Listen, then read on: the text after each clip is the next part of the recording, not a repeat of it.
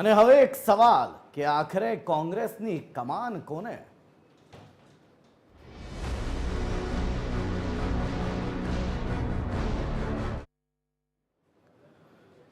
દિલ્હીમાં ગુજરાત કોંગ્રેસના સિનિયર નેતાઓની આજે બેઠક મળી હતી. તમામને દિલ્હીનું તેડું આવ્યું હતું અને તમામ ગુજરાત કોંગ્રેસના સિનિયર નેતાઓ દિલ્હી પહોંચ્યા હતા. મલ્લિકાર્જુન ખડગેની અધ્યક્ષતામાં એક મહત્વની બેઠક યોજાઈ. ગુજરાત કોંગ્રેસના નવા પ્રદેશ પ્રમુખ કોણ બનશે એને લઈને પણ આ બેઠકમાં ચર્ચા કરવામાં આવી.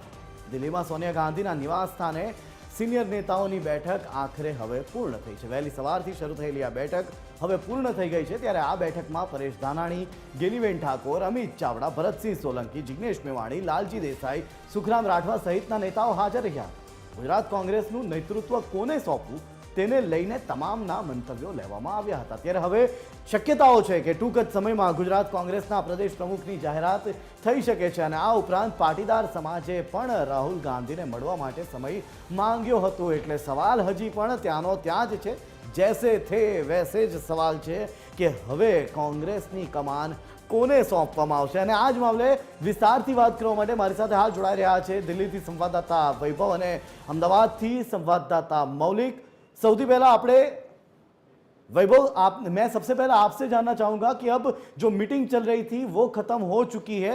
क्या निकल के पूरा सार बाहर निकल रहा है? क्या निकल के बाहर आ रही है? बातें कौन सी बाहर आ रही है? क्या कोई नाम बाहर आ रहे हैं? किन्हें बना सकते हैं प्रदेश प्रमुख कांग्रेस के? बिल्कुल, देखिए जिस तरह से जो चुनाव में हार हुई थी उसको लेकर जो है शक्ति सिंह गोयल ने जो उसी दौरान जो है इस्तीफा दे दिया गया था.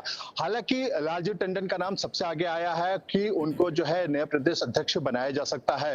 लेकिन जब अभी सोनिया गांधी के आवास पर जब ये मीटिंग चल रही थी उस दौरान भी काफी लंबे समय तक लगभग 1.5 से 2 घंटे के आसपास ये मीटिंग चली थी. और जहां तक हमारे खुद लालजी से बात हुई थी उनका साफ तौर से कहना था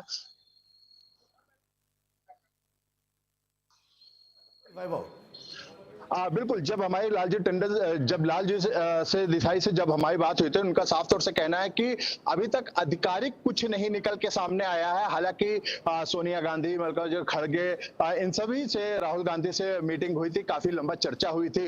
और खासकर अगर लालजी की बात किया जाए कि जब कांग्रेस की यात्रा चल रही थी, भारत जोड़ो नई यात्रा जब गुजरात में चल रही थी, तो ऐसे स्थिति में लालजी का सबसे महत्वपूर्ण वहां पे कार्य रहा है. तो ऐसे स्थिति में उनको नाम सबसे आगे आया. हालांकि कई और भी नाम ऐसे आए थे लेकिन अभी तक किसी का भी नाम स्पष्ट नहीं किया गया. लेकिन जिस तरह से सूत्रों के हवाले से जो जानकारी मिल रही थी उस पर यही है कि लालजी को बनाया जा सकता है. हालांकि जब कांग्रेस के नेताओं से जब बात करने की कोशिश किया गया तो उनका साफ तौर से कहना है कि अभी मीडिया से बात करने के लिए सख्त मना किया गया है. जी वैभव, आप जुड़े रहिएगा हमारे साथ. मौलिक भी जुड़े हैं अहमदाबाद से. मौलिक, તમારી પાસેથી જાણવા માંગુ છું, લાલજી દેસાઈનું નામ ઉભરીને બહાર આવી રહ્યું છે. કદાચ તેઓને કમાન સોંપવામાં આવે.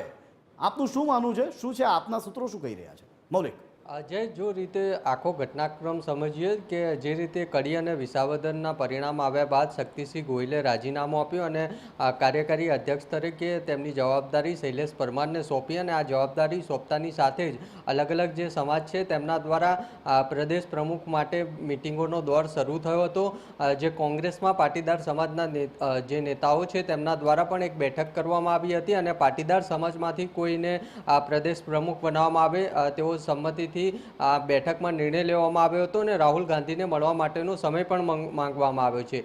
બીજી બાજુ જે આજની વાત કરીએ તો આજે ગુજરાત કોંગ્રેસના 14 જેટલા જે પૂર્વ પ્રદેશ પ્રમુખો છે અને પૂર્વ CLP લીડર છે તેમને રાહુલ ગાંધી સાથે મુલાકાત કરી છે અને આ તમામ લોકો છે તેમના મંતવ્ય છે તે લેવામાં આવ્યા છે કે ગુજરાત કોંગ્રેસના પ્રદેશ પ્રમુખ તરીકે કોને કમાન સોંપી. પરંતુ અહીંયા કોંગ્રેસના નેતાઓ જે ગુજરાત કોંગ્રેસના નેતાઓ જ કહી રહ્યા છે કે પ્રદેશ પ્રમુખનું કોકડું છે તે ગૂંચવાયું છે. કારણ કે એટલા માટે કે એક બાજુ આ પાટીદાર સમાજના જે કોંગ્રેસમાં આગેવાનો છે તે પ્રદેશ પ્રમુખ માટે માંગ કરી રહ્યા છે. તેમાં વિજય ઠુમ્મર હોય, લલિત કગથરા હોય, લલિત વસુયા હોય, કિરીટ પટેલ હોય, તમામે બેઠક કરી હતી.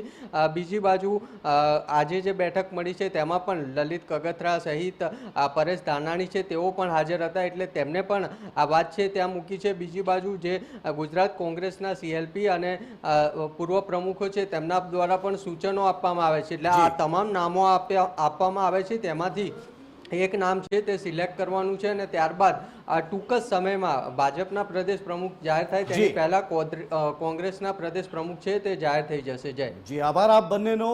આપ જે રીતે જણાવી રહ્યા છો એ રીતે કે ગમે એ સમયે નામની જાહેરાત થઈ શકે છે.